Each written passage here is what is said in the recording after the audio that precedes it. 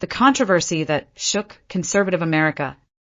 A political leader is assassinated, his widow takes control of a powerful movement, and someone from inside the same ideology starts asking dangerous questions.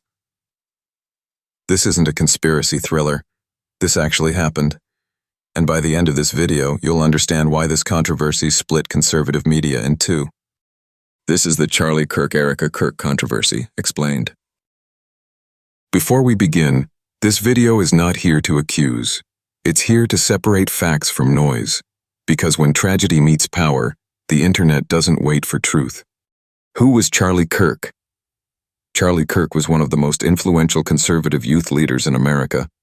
Co-founder of Turning Point USA, he shaped an entire generation of political thought. Loved by supporters, hated by critics, but undeniably powerful. The assassination. In September 2025, during a public speaking event, Charlie Kirk was assassinated. The news shocked the nation. An arrest was made. Authorities confirmed it was a targeted attack, but while the investigation continued quietly, the internet exploded loudly. Enter Erika Kirk. Erika Kirk, Charlie's wife, steps into the spotlight. She becomes CEO of Turning Point USA, guardian of Charlie's legacy, a public figure overnight. To some, she was a grieving widow rising with strength. To others, she became a symbol of sudden power. And that's where things changed. The questions begin. Enter Candace Owens, a commentator known for questioning narratives, even inside her own ideological camp. She begins asking, were there inconsistencies? Were all facts being shared? Why were certain details unclear? She claims to have witness accounts, but no verified evidence follows. Still, clips go viral. From questions to conspiracy. Here's the critical shift. Questions. Implications. Implications. Suspicion. Suspicion. Online mobs. Soon speculation isn't about the crime anymore. It's about Erika Kirk herself. And that's when she responds. Erika draws a line. Erika publicly says, "Stop spreading unverified claims. This endangers my family. This disrespects an active investigation." She calls it conspiracy, not curiosity. Now the story isn't about a tragedy. It's about who controls the narrative. Conservative media splits. One side says, you should question everything. The other says, some questions cause real harm. And suddenly, the battle is internal. Same ideology, different ethics. Social media goes dark. Rumors explode. Past marriages. Foreign charity claims criminal insinuations, none proven, none confirmed, all repeated endlessly. This is how misinformation works. Say it enough times and doubt feels like truth. The private meeting. Eventually, Erika Kirk and Candace Owens agree to a private meeting. No live stream, no public resolution, no final statement, just silence. And silence feeds speculation. The real question. This controversy isn't about guilt or innocence. It's about this. In the age of algorithms, who decides what truth looks like? A widow protecting her family? Or a commentator refusing to stop asking questions? Charlie Kirk wasn't just another political commentator. He was a movement architect. College campuses, packed halls, standing ovations.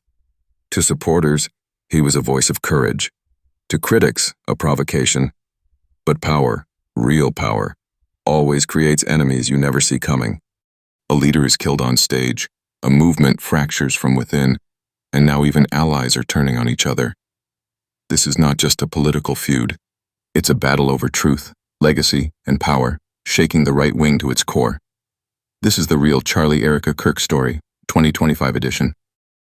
Remember that private meeting between Erika Kirk and Candace Owens that was supposed to calm things down? But Candace Owens didn't stop criticizing. Right after the meeting, she publicly slammed Turning Point USA's AmericaFest, suggesting it felt like a bad reality show and that the organization was out of touch. Meanwhile, Erika Kirk has pushed back with a more faith-centered message. In a recent interview, she spoke about how her relationship with God has evolved, emphasizing forgiveness, purpose, and spiritual focus, rather than spin, conflict, or retaliation. She's also publicly expressed a desire to move past the noise, pray for Owens, and refocus on mission and unity, clearly signaling she's done with the controversy consuming headlines. The Times of India. Her message? Faith over faction. Legacy over gossip. AmericaFest exposed ideological fractures within conservative ranks. Some commentators made wild, unverified claims at TPUSA events, including blaming social issues like transgenderism for Kirk's death, claims that were widely criticized for being misleading. Critics outside the core movement have also noted that figures like Owens have shifted tactically, using skepticism of TPUSA for their own branding and platform growth. This isn't just drama, it's influence war. It's brand war. It's control over the story that defines what comes next. Epilogue. Why this matters. Here's the unvarnished truth. Charlie Kirk's assassination was a tragic, violent moment that shocked politics in 2025.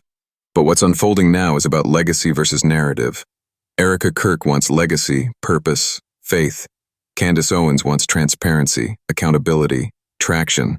The internet wants drama, regardless of truth. And the conservative movement?